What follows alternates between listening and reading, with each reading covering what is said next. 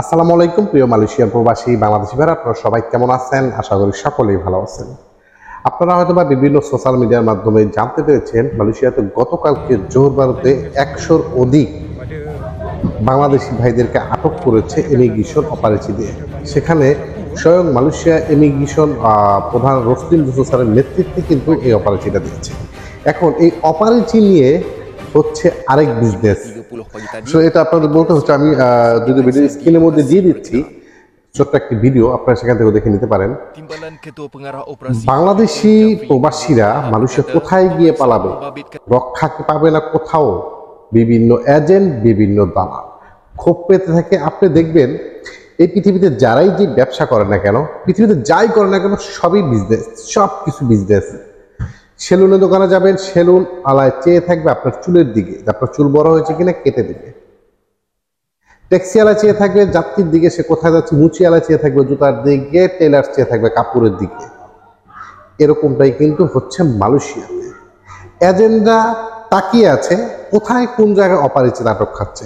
এই পর্যন্ত কয়েকটা ফোন এসেছে মালয়েশিয়াতে বিভিন্ন জায়গায় বাংলাদেশিরা আটক খাচ্ছে। এটা আমরা শুধু বাংলাদেশিরা না, বিভিন্ন কান্ট্রির লোক আটক খাচ্ছে। আজকের ভিডিওটা কিন্তু মোস্ট ইম্পর্টেন্ট, সেখানে আপনাদের অনেক কিছু শিখার আছে।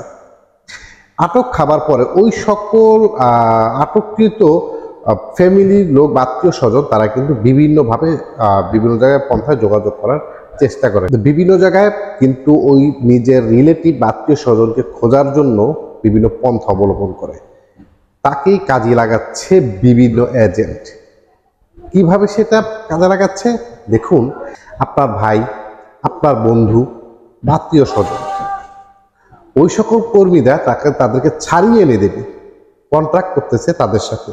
সেখানে তাদের কাছে ডিমান্ড করতেছে 3 থেকে 4,000 রিঙ্গিত, 5,000 রিঙ্গিত, 6,000, 8,000 রিঙ্গিত পর্যন্ত, বিভিন্ন স্থানের বিভিন্ন রেট।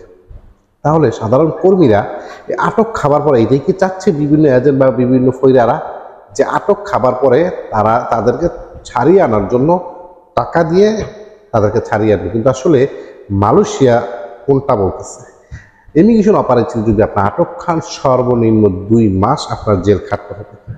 সর্বনিম্ন 2 মাস জেল খাটতে হবে। আপনার কাছ থেকে টাকা নেওয়ার পরে তারা অ্যানালাইসিস করবে, অবজারভেশন করবে, কোথায় আছে, বিভিন্ন আপডেট দেবে। জাস্ট 2 মাস পরে শুধু তাকে একটি টিকিট কেটে দেশে পাঠিয়ে দেবে। কিন্তু আপনার কাছ থেকে নিয়েছে কিন্তু 4,000 টাকা। সে প্রসেসিং চালাচ্ছে, 1 মাস সময় নেবে।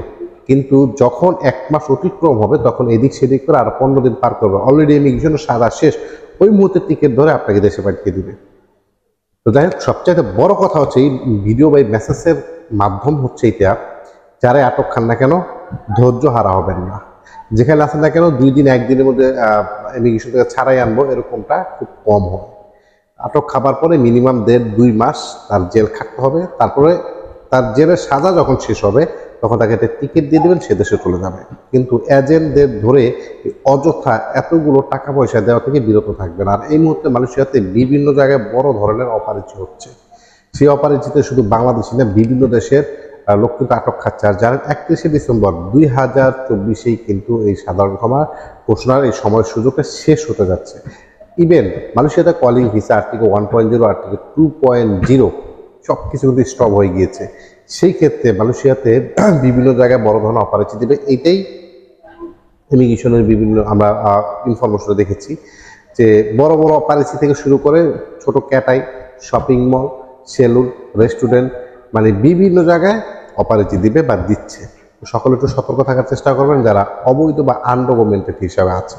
যদি সম্ভব হয় টিকিট কেটে রানিং বছরের মধ্যে দেশে যাওয়া। তারপরে যদি কারো থাকা পসিবল হয় অবশ্যই সেফটি নিয়ে থাকার চেষ্টা করবেন, কিন্তু এজেন্ট বা ফৈরা থেকে দূরে থাকবেন। আরও কিছু ইনফরমেশন আছে, আরেকদিন একটা ভিডিওতে বলবো। সাদা পাসপোর্ট হলেই নাকি কালা করে দিচ্ছে, মানে সাদা পাসপোর্ট হলেই নাকি লাল করা সম্ভব। সেই লাল করাটা কি বৈধকরণ, এটা নিয়ে আরেকটা ভিডিও ইনশাআল্লাহ আসবে। তো অবশ্যই যারা আমার চ্যানেলের সাথে আছেন সাথে থাকবেন।